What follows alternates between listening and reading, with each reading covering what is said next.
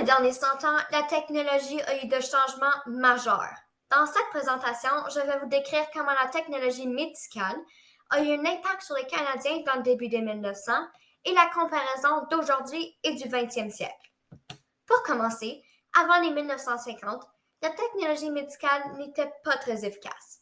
C'est-à-dire, il n'y avait pas un bon impact sur la vie des Canadiens. Par exemple, il n'avait pas de matériaux pour les soins dentaires. Alors, comme on l'a vu dans le film La Bolduc, la plupart des hommes, comme M. Bolduc à cette époque, n'avaient pas de dents ou avaient beaucoup de douleurs, même avec la simple tâche de boire de l'eau. En effet, il n'y avait pas d'outils comme une brosse à dents et de la pâte à dents, ainsi que des dentistes, pour les nettoyer ou les préserver.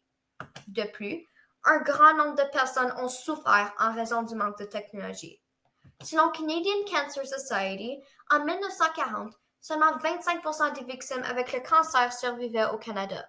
En plus, tu peux vivre jusqu'à 5 ans sans traitements médicaux pour le cancer. Et malheureusement, les gens qui ont eu cette maladie en 1940 ont eu besoin de souffrir pour longtemps avec le résultat de mourir.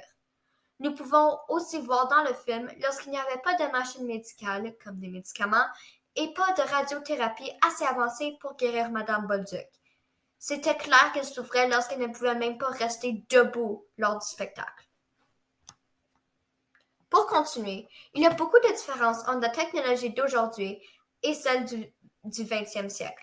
Pour tout dire, on a maintenant beaucoup plus de technologies importantes. Par exemple, on a inventé en 1924 l'électroencéphalogramme, en 1928 le poumon de fer, 1936 le stimulateur cardiaque, en 1944 le défibrillateur cardiaque et finalement en 1952 la résonance magnétique et encore plus. De plus, il y a aussi certaines ressemblances. En effet, depuis le 11 juin 1922, l'insuline a été inventée et a été beaucoup utilisée. Aujourd'hui, c'est aussi un des produits que l'on utilise le plus dans les hôpitaux. Pour continuer, la qualité de la technologie médicale a beaucoup changé. C'est-à-dire, en raison de cette meilleure qualité, il y a aussi un bon impact sur la qualité de vie de la société canadienne.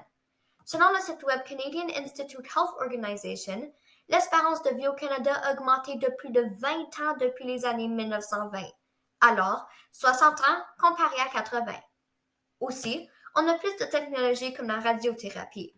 Ceci fait en sorte que les Canadiens vont moins souffrir avec des traitements plus rapides, en plus que de 66,4% plus de chances de survivre le cancer. De plus, on a maintenant des technologies personnelles pour prendre soin de nous-mêmes, comme les brosses à dents. Bref, le domaine de technologie médicale avait un impact négatif sur les habitants du Canada dans le début de 1900, avec la qualité de vie et les différences de stratégie. Mais récemment, les nouvelles stratégies ont rendu le Canadien plus joyeux et en santé. Penses-tu survivre dans les 1900 sans la technologie dans les hôpitaux d'aujourd'hui?